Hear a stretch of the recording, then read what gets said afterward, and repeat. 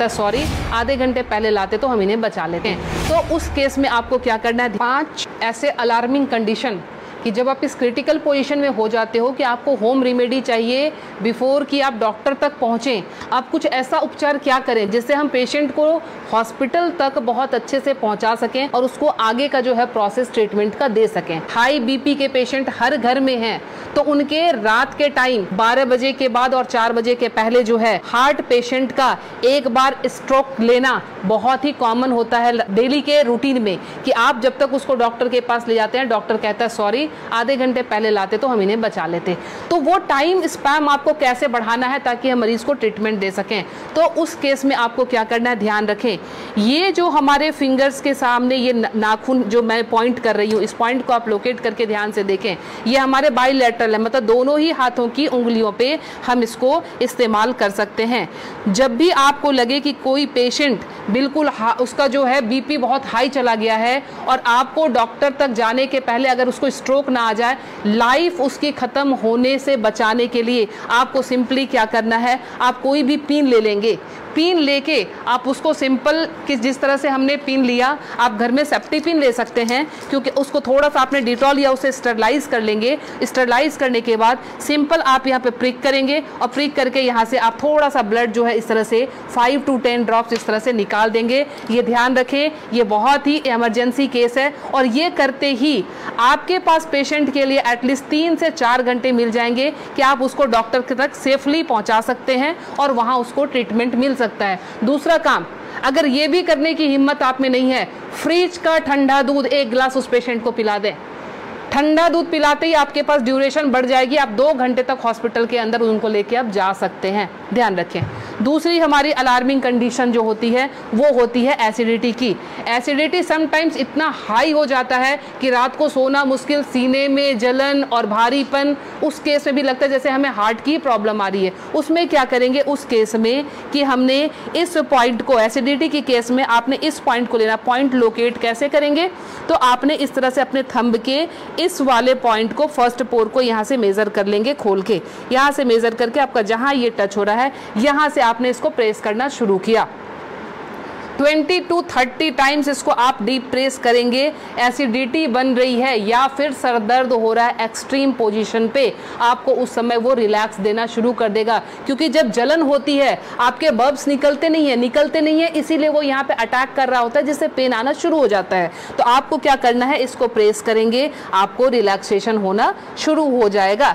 तीसरी चीज़, हमारे motion sickness या हम ट्रैवल कर रहे हैं तो हमें वॉमिटिंग आती है, या जनरल केस में भी अगर वॉमिटिंग आती है या नॉजिया रहती है, वॉमिटिंग टेंडेंसी, वॉमिटिंग आ नहीं रही है बट ऐसा लगता है कि वॉमिटिंग आएगी, इस केस को हम कैसे हैंडल करेंगे।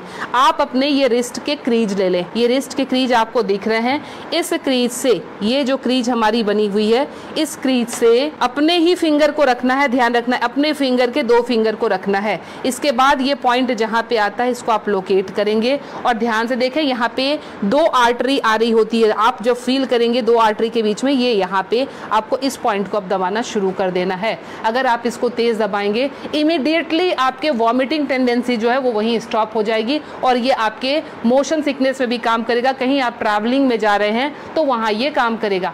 अब मोशन सिकनेस को रोकने के लिए घरेलू उपाय क्या करें। पुराने ज़माने में ध्यान है आपको 10 पैसे के और 5 पैसे के सिक्के मिलते थे, वो सिक्के अगर आपके पास हैं तो सिक्के को सिर्फ मुंह में रख लेना है, कुछ नहीं करना है।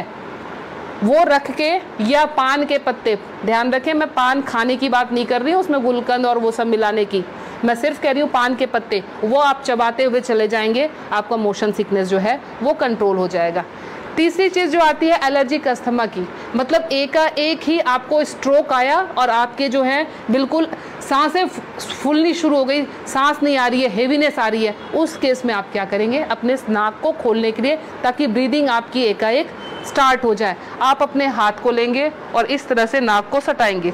नाक की टिप जो है हाथ के जिस पार्ट को टच कर रही है उसको दबाना शुरू करेंगे और ये बहुत पेनफुल होता है, ध्यान रखें। आप अपने आप भी इसको दबा नहीं पाएंगे, बहुत ज़्यादा पेन होता है। हमने पेशेंट को ऐसे किया, ये टिप जहाँ पे आया, और ये 90% पेशेंट को ये पेनफुल वैसे भी होता है। आप उठा लीजिए, अब ये यहाँ पे इनका टच हुआ था, ये जब हम दबाएंगे 90% पेशेंट को वैसे भी, क्योंकि हल्के हल्के एलर्जी की प्रॉब्लम इन दिनों महामारी के बाद लंग्स सबके वीक हुए हैं, तो सबके जो है ये प्रॉब्लम रहती ही रहती है।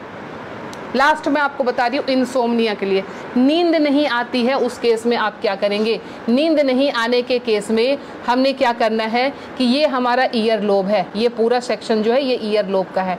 रात को आप क्रीम या तेल लेकर इस सेक्शन की इस तरह से हल्के हल्के हाथों की मसाज देंगे। ये हल्के हल्के हाथों की मसाज देंगे, इससे आपको नींद आनी अच्छी शुरू हो जाएगी। साथ में और क्या इंक्लूड करें, हमारा जो टॉप ऑफ द हेड है, बिल्कुल सर का ऊपरी सिरा, यहाँ पे आप टैपिंग करेंगे। टैपिंग करने का मतलब हल्का हल्का आप इसको ठोकते जाएं, ये इसको वाइब्रेट करें। वाइब्रेट करने का मतलब आप यहाँ से जो है एनर्जी हमारे जा रही है नीचे, क्योंकि आपको पता है ये माउंटेन बना हुआ है, यहाँ से एनर्जी का फ्लो शुरू होता है, तो ये एनर्जी जो है पूरी जगह जाएगी और आपको बिल्कुल काम कर देगी, शांत कर देगी। तो ये 5 अलार्मिंग पॉइंट्स आपको हमेशा के लिए याद रखना है। पता नहीं आज आपने देखा, भूल गए, कल आपको ज़रूरत पड़ जाए, तो इसलिए आप प्लीज़ इसे सेव कर लें, अच्छे से देख लें और समझ जाएं, और अपना ट्रीटमेंट एमरजेंसी केस में ज़रूर कर लें। मैं Leena Shreegyan, naturopathy and alternative therapy expert, नई दिल्ली से। मुझसे मिलने के लिए